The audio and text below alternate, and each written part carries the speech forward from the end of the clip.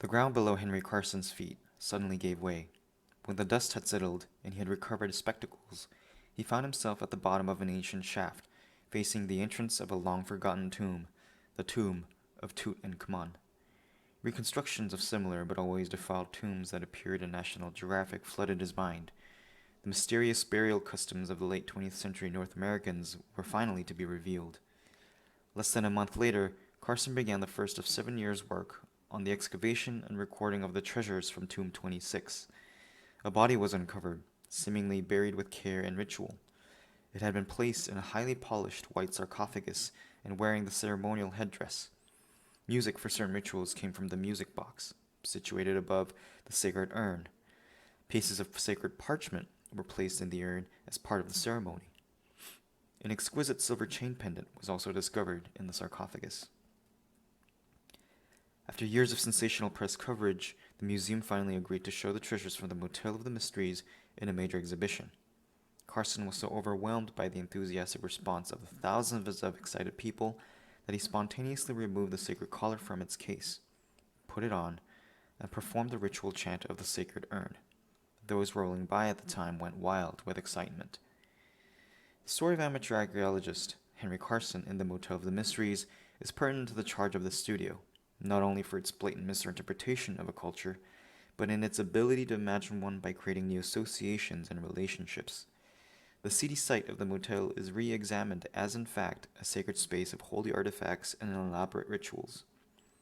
It highlights that our interpretation and experience of architecture is often contingent on information that exists apart from the space itself.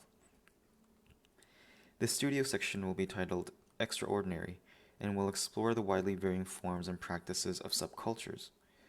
We will investigate the histories of such endeavors and explicate why being extraordinary causes societies to monitor, rationalize, regulate, or legislate against certain subcultures. This will allow the student to recount the social logics and practices of chosen subjects in a different light. We will delve deeper to understand their association with concepts of territory rather than property, and how subcultures inhabit places in particular ways, their investment in them being as much utopian and real. Subcultures share a sense of marginalization from or resistance to a perceived conventional society, hence why they are always in some way non-conforming or dissenting. Please note that we are not interested in making a quote safe space. The first few weeks will be dedicated to intense research. Students will be asked to read several books concerning subcultures, find allies and precedents in various disciplines, and to architecturalize the information into a spatial endeavor. Concepts of ethnicity, religion, gender, political leanings, and such alone are not what we define as subcultures. They are also fundamentally distinct from lifestyles, social movements, gangs, and fandoms.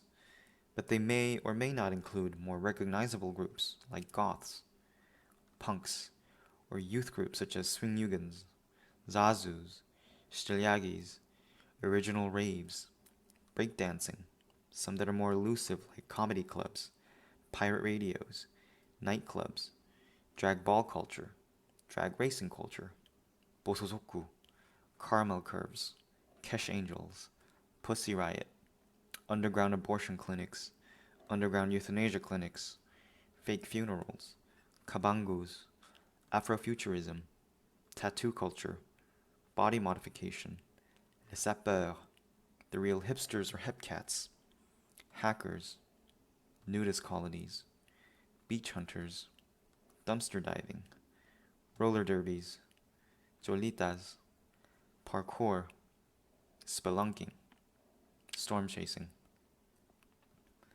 We will also explore alternative representational formats to narrate architectural projects. As we will find out, every narrative by or of a subculture is never neutral. It is always a matter of position taking.